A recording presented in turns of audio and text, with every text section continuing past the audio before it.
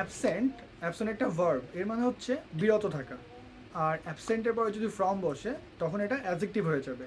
মনে রাখতে হবে অ্যাবসেন্টের ভার্বও যা, অ্যাবসেন্টের অ্যাডজেক্টিভও তা, কিন্তু অ্যাবসেন্টের পরে যখন ফ্রম বসবে তখন সেটা অ্যাডজেক্টিভ হয়ে যাবে। আমি যদি বলি I was absent from the meeting yesterday, তার মানে আমি গতকাল মিটিং থেকে অনুপস্থিত ছিলাম। মনে রাখবো যে অ্যাবসেন্টের পরে যে প্রিপোজিশনটা বসবে সেটা হচ্ছে ফ্রম। আর এই যে অ্যাবসেন্ট ফ্রম, এই দুটা মিলে হবে একটা অ্যাডজেক্টিভ। তাহলে অ্যাবসেন্ট কি? অ্যাবসেন্ট হচ্ছে একটা ভার্ব, এরপরে যখন ফ্রম বসবে তখন হয়ে যাবে অ্যাবসেন্ট ফ্রম, তখন সেটা কি মিনিং করবে? তখন সেটা অ্যাডজেক্টিভ মিন করবে। তাহলে এই যে অ্যাবসেন্ট, এর যদি আমরা V3 করি তখন হয়ে যায় অ্যাবসেন্টেড। তাহলে অ্যাবসেন্টের V3 যখন করব তখন হয়ে যাবে অ্যাবসেন্টেড। এই অ্যাবসেন্টেড শব্দটা যখন আমরা ইউজ করব, অ্যাবসেন্টেড শব্দটা ইউজ করতে গেলে আমার অবশ্যই রিফ্লেক্সিভ প্রোনাউনটা ব্যবহার করতে হবে। রিফ্লেক্সিভ প্রোনাউন তো আমরা চিনি যে সাবজেক্টের শেষে যে অ্যাডজেক্টিভ ফর্ম থাকে, সাবজেক্টিভ ফর্মে অ্যাডজেক্টিভ ফর্ম, তার সাথে সেলফ যুক্ত থাকে। যে সাবজেক্ট যদি আই হয়, অবজেক্ট হবে কি? মি। আর পজিটিভ অ্যাডজেক্টিভ হবে মাই। আর রিফ্লেক্সিভ প্রোনাউনটা হবে মাই সেলফ। অর্থাৎ সাবজেক্টিভ প্রোনাউনের যে ফর্মগুলো থাকবে তার সাথে সেলফ যুক্ত করলে আমরা রিফ্লেক্সিভ প্রোনাউনগুলো পাই। অর্থাৎ যে আমরা জানি সাবজেক্টিভ ফর্ম কি? I subjective form. আইয়ের অবজেক্টিভ ফর্ম কি? মি। আর আইয়ের পজিটিভ অ্যাডজেক্টিভ কি? মাই।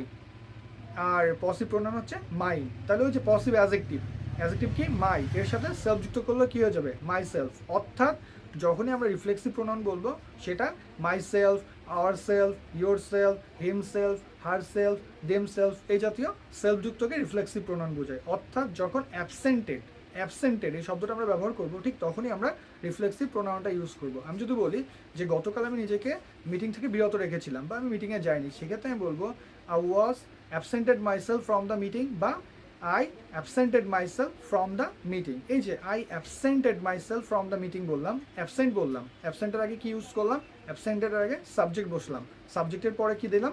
অ্যাবসেন্টেড, তারপরে দিলাম reflexive pronoun. I absented myself from the meeting. Shakil অ্যাবসেন্টেড himself from the meeting. আমি যদি বলি রহিমা, সেক্ষেত্রে Rahima অ্যাবসেন্টেড herself from the meeting. তাহলে যখনই আমি অ্যাবসেন্টেড ফ্রেজটা ইউজ করব, ঠিক তখনই আমরা কি ইউজ করব? অ্যাবসেন্টেড ফ্রেজটা ইউজ করলে ঠিক তখনই আমরা রিফ্লেক্সিভ প্রোনাউন ইউজ করব। অবশ্যই রিফ্লেক্সিভ প্রোনাউনটা ইউজ করতে হবে। রিফ্লেক্সিভ প্রোনাউন ইউজ করার পরে তারপরে গিয়ে ফ্রমটা বসবে। তাহলে রিফ্লেক্সিভ প্রোনাউনের যে ইটা করলাম আমরা, যে অ্যাবসেন্টেড এরপরে কি বসবে? অ্যাবসেন্টেড এরপর রিফ্লেক্সিভ প্রোনাউন বসবে, তারপরে ফ্রম বসবে। তাহলে আমরা যদি প্রথমটা একটা দেখি যে অ্যাবসেন্ট ছিল কি? অ্যাবসেন্ট একটা ভার্ব ছিল যার মানে অনুপস্থিত। এই অ্যাবসেন্টের পরে যখন ফ্রম বসাবো তখন হয়ে যাবে অ্যাবসেন্টেড ফ্রম, যার মানে অ্যাডজেক্টিভ হয়ে যাবে। অর্থাৎ অ্যাবসেন্টের পরে যে প্রিপোজিশনটা বসবে সেটা হচ্ছে ফ্রম। আবার যখন অ্যাবসেন্টের V3 হবে, অর্থাৎ অ্যাবসেন্টেড, এই অ্যাবসেন্টেড যখন করবো, অ্যাবসেন্টেডের আগে বসবে একটা সাবজেক্ট, অ্যাবসেন্টেডের পরে বসবে রিফ্লেক্সিভ প্রোনাউন, তারপরে বসবে গিয়ে ফ্রম। অ্যাবসেন্ট থাকলেই যে আমরা ফ্রম বসাবো এটা কখনোই হবে না, বা এটা কখনোই করা যাবে না। অ্যাবসেন্টেড দেখবো আমরা যে অ্যাবসেন্ট আছে কি অ্যাবসেন্টেড আছে, এটা কি অ্যাডজেক্টিভ ফর্মে আছে, এটা কি ভার্বের ফর্মে আছে, নাকি এটা V3 ফর্মে আছে, এইটা আমাদের ডিটারমাইন করে তারপর আমাদের প্রিপোজিশনটা বসাতে হবে।